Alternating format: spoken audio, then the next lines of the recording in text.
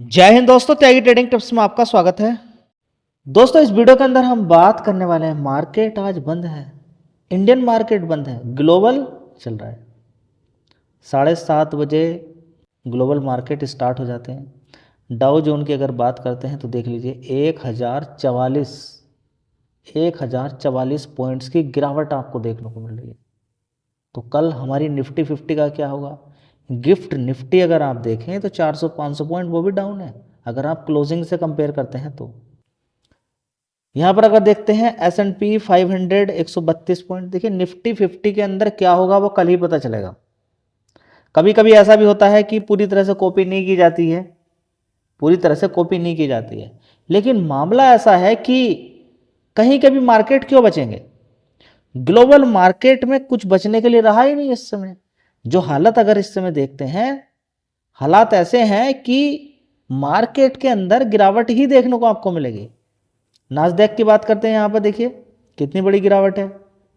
आप कहीं पर भी उठा के देख लीजिए, कहीं पर भी आप उठा के देखिए, किसी भी कंट्री का मार्केट आप उठा के देख लीजिए, किसी के अंदर 5%, किसी के 4%, कहीं से भी आप उठा के देखेंगे 2-2, 3-3, 4-4, 5-5% नॉर्मल ग्लोबली गिरावट देखने को मिल रही है। तो फिर इंडियन मार्केट कैसे बचेगा? बस सिर्फ आप ये बता दीजिए। US 30 देख लीजिए आप, 1058 पॉइंट की गिरावट है। US 500 की अगर बात करते हैं तो देख लीजिए 2%, 133 पॉइंट की गिरावट है। कहीं पर भी आप देखिए गिरावट ही गिरावट, और सिर्फ गिरावट ही आपको देखने को मिलेगी। देख लीजिए स्टॉक मार्केट के अंदर। दोस्तों, गिरावट का मेन रीजन मैंने ऑलरेडी आपको बता दिया है लास्ट वीडियो के अंदर, फिर रिपीट कर देता हूं। देखिए, असर हर किसी पे पड़ता है। क्रूड के रेट अचानक बढ़ना, यूरोपियन कंट्री के अंदर गैस के 50%, 45% रेट का गैस के रेट बढ़ जाना, LNG, ये कोई हल्की बात नहीं है। इसको मार्केट कैसे बर्दाश्त करेगा? कर ही नहीं पाएगा। गोल्ड के अंदर आप देख सकते हैं 4.5% गिरावट हो गई। बहुत सारे लोग यही सोचते हैं कि जब पूरा मार्केट गिरता है, क्राइसिस आते हैं, लड़ाई होती है तो गोल्ड भाग जाएगा। देखिए, कभी कुछ उल्टा भी हो जाता है, इस चीज़ पर भी आपका फोकस होना चाहिए। एक डर का माहौल क्रिएट होता है। देखिए 10% सिल्वर लुढ़क गया, ठीक है, तो आपको समझना होगा कि कॉपर की पिटाई हो गई। सबसे बड़ा कारण यहाँ पर है जो कि आपको समझना चाहिए,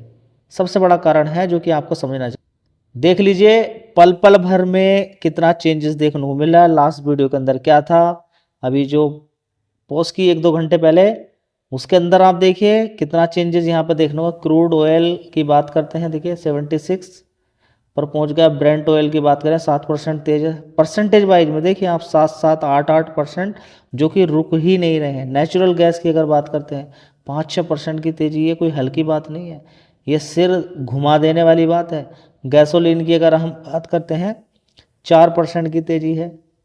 यहाँ पे देखेंगे लंदन गैस ऑयल की अगर बात करते हैं तो 13% की, 13-13.5% की तेजी देखने को मिल रही है। तो बताइए क्या कर सकते हैं ऐसे समय में? मार्केट को गिरने के अलावा भागने के लिए कोई एक पॉइंट बताइए ना आप, कि भागने के लिए है। भागने के लिए एक क्रूड के रेट जब तक नहीं थमेंगे, अमेरिका, इजराइल, ईरान अभी भी अटैक करने से, इजराइल, ईरान, अमेरिका लगातार अटैक हो रहे हैं। पॉइंट्स देखते हैं, यहाँ पर अटैक करना है, वहीं पर अटैक करना है, ठीक है। तो आप देखेंगे कि ईरान अमेरिका के जो अलग अलग बेसिस हैं उनको लगातार तबाह कर रहा है, वो छोड़ ही नहीं रहा है। उसको जहाँ पर भी लगता है कि अमेरिका यहाँ से अटैक कर सकता है और बड़ा होके, वो वहीं पर अटैक कर रहा है, सीधा डायरेक्ट भी अटैक कर रहा है। समझ बता रही है? तो ये युद्ध के अंदर एंट्री तो हो गई है, लेकिन अब ये एग्जिट तभी हो पाएगा जब समझिए कि एक बड़ा खेल हो यहाँ पर। देखिए, बड़े खेल की तो उम्मीद है यहाँ पर, एक बहुत बड़ी स्ट्राइक जहाँ पर ईरान पूरी तरह से तबाह किया जाए।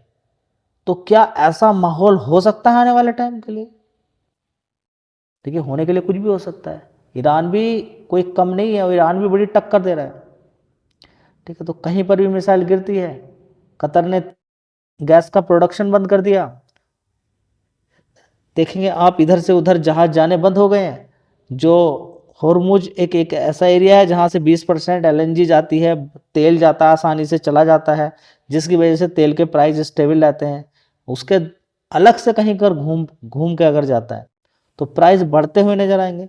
ठीक है, तो तेल बर्दाश्त ही नहीं कर पा रहा यहाँ पर कि क्या होगा ये समझ में नहीं आ रहा है। अभी अगर इस तरह की लड़ाई चल जाती है या फिर अरब कंट्रीज का दिमाग कुछ अलग ही हो जाता है और उनके साथ रसिया भी मिल जाता है तो तेल के प्राइस कहाँ जा सकते हैं। समझिए, इजराइल अमेरिका ने अटैक तो कर दिया है, लेकिन यहाँ पर जिस तरीके से अभी हाल फिलहाल में ईरान लगातार दूसरी कंट्रीज के ऊपर इतने बड़ी बड़ी मिसाइल दाग रहा है, रिफाइनरी को उड़ा दे रहा है, समझ रहे हैं यहाँ पर आप।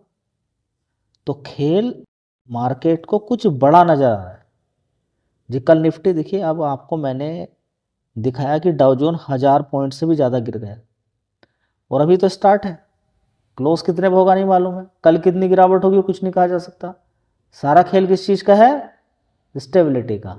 अनसर्टेनिटी जब तक रहेगी अगले 7 दिन 8 दिन 10 दिन, आपके पोर्टफोलियो के अंदर कुछ भी हो सकता है, बड़ी और गिरावटें देखने को मिल सकती हैं।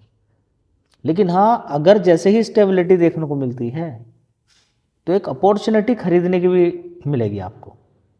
लेकिन आपको ध्यान बना के रखना है, ये देखना है कि कहीं ऐसा तो नहीं कि ब्रिटेन पर अटैक किया ईरान ने, फ्रांस पर अगर अटैक कर दे या फिर कुछ और यूरोपियन कंट्री पर अटैक कर दे तो ये कितना दायरा इसका बढ़ सकता है।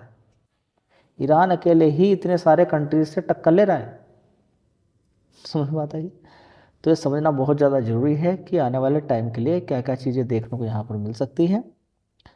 कहीं ऐसा ना हो कि जो परमाणु बम बनाने की कोशिश कर रहा था ईरान, तो जहाँ कहीं पर भी है अगर उसको डेस्ट्रॉय किया गया तो उसकी जो रेज निकलेंगी, समझ रहे हैं, उसकी जो रेज निकलेंगी कहीं ऐसा ना हो कि आसपास के एरिया को बहुत बड़ा नुकसान पहुंचा दे, रेडिएशन जो निकलेंगे। ठीक है, तो सारा खेल किस चीज़ का निकल कर आ रहा है यहाँ पर। ओवरऑल मिला के अगर आप देखते हैं कि मार्केट के अंदर निफ्टी 50 भी कल टूटी, पहले भी टूटी है और आने वाले टाइम में भी अगर टूटती है अगले 7 8 10 दिन 15 दिन बड़ी गिरावट देखने को मिलती है। डाउजोन भी क्रैश या आपके पोर्टफोलियो में तबाही का सिर्फ एक बड़ा कारण रहेगा, वो रहेगा क्रूड और ऑयल के रेट बढ़े, उसके पीछे का रीजन एस्केलेशन। कहाँ, अरब कंट्रीज के अंदर प्रोडक्शन का बंद होना, कभी भी दिक्कतें परेशानी हो जाना, और बड़े अटैक अगर रिफाइनरी पे होते हैं तो ये कब कितने दिन और चलेगा कुछ नहीं कहा जा सकता, समझ में आता है। तो ये ग्लोबली बड़ी ही टेंशन वाली बात हो चुकी है यहाँ पर। इस पर आपको रिसर्च करनी है, मेहनत करनी है, इधर उधर भटकना नहीं है। गिरावट के एक ही कारण है कि ईरान रुक नहीं रहा, थम नहीं रहा है, अलग अलग कंट्रीज़ पर भी अटैक करता हुआ नजर आ रहा है, साथ में इजराइल और अमेरिका के ऊपर भी अटैक कर रहा है, और ये दोनों भी कर रहे हैं। अभी ये लड़ाई कितनी आगे बढ़ती है उसके बारे में कुछ नहीं कहा जा सकता। ईरान का भी ये कहना है कि अभी तो हमने पूरे अपने हथियार दिखाए नहीं है, और अमेरिका इजराइल का भी ये कहना है कि अभी हमने बड़े बड़े हथियार नहीं दिखाए। तो दोनों ही एक दूसरे को कह रहे हैं इस तरह की बातें। ठीक है, अगर यहाँ पर क्लस्टर बम, वैक्यूम बम का इस्तेमाल अगर होता है तो और भी बड़ा खतरनाक माहौल हो सकता है। देखते हैं आगे क्या होता है। धन्यवाद।